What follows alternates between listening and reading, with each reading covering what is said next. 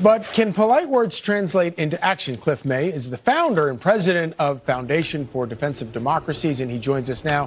Thank you so much for joining us this morning. So first off, what was your overall view of how things went yesterday?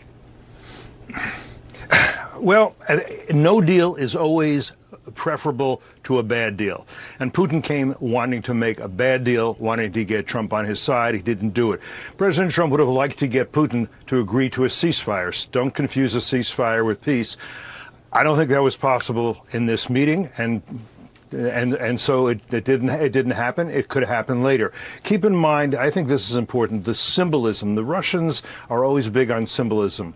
So Putin goes and he plants a bouquet at a memorial to Russian-American cooperation in World War II. Keep in mind that cooperation came about only after Hitler betrayed Stalin, and after the war, the Iron Curtain fell, and Poland, Czechoslovakia, other East European nations were all beholden to the Kremlin. That's what he wants again. And Sergei Lavrov, the foreign minister, he showed up in a shirt that had in Cyrillic letters USSR on it.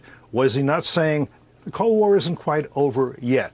I think that those messages have to be taken seriously. We need to understand who Putin is. You know, one of the things that I was struck by is in the response to yesterday's events, a lot of Democrats were outraged by listening what Putin said during his prepared remarks during that press lecture. But they were particularly outraged about him talking about Russia's own security interests or the quote unquote root causes.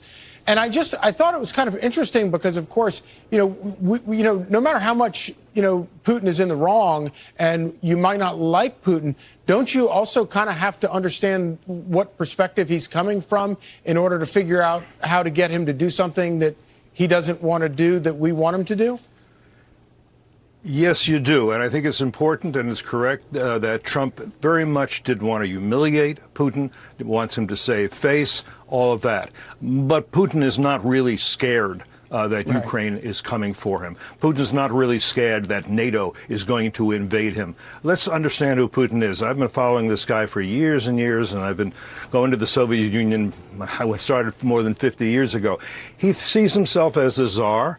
And his goal is to restore the Russian Empire, which for a number of decades became the Soviet Empire. And that's actually when it was biggest. The Russian Empire was largest under Stalin after World War II because it included the satellites. And that's also why Putin has put up monuments to Stalin all around the country. Let me remind you, too, that Stalin imposed a famine on Ukraine in the 1930s that killed millions of Ukrainians. That's why they don't want to be ruled by the Kremlin. Right. Cliff May, thank you so much for joining us. Great to see you.